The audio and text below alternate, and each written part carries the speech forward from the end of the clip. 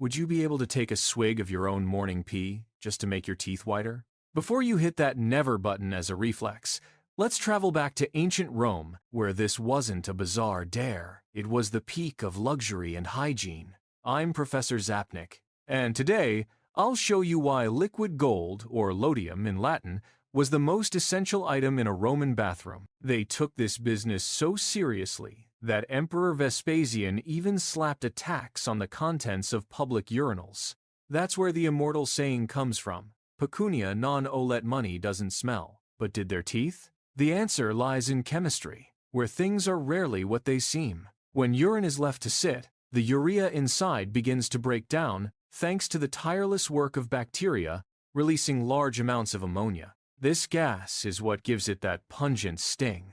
But it was also the Romans' secret weapon. You see, ammonia is a brilliant weak base that's absolutely ruthless against fats and organic stains. The alkaline nature of the ammonia literally dissolved and stripped the plaque and organic deposits off their teeth, not by bleaching them like modern whitening agents do, but by breaking down the greasy, sticky buildup that made them look dull in the first place. To crank up the scientific curiosity, the Romans weren't satisfied with just any raw material. They had a premium category.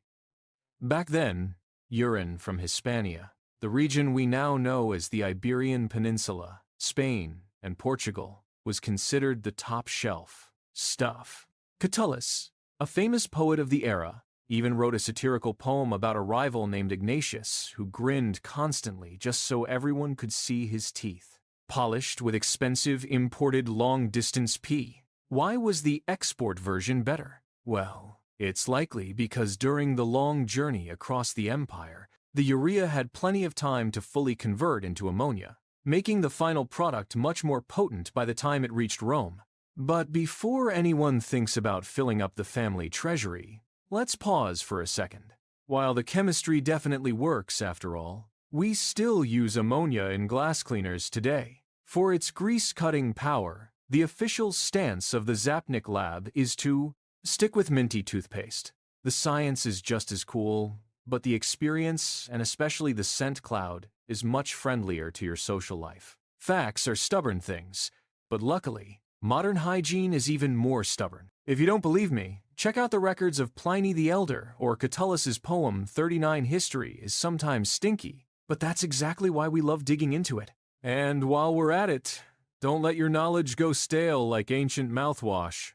If you dig the lab style and want to see how we blow up myths, and occasionally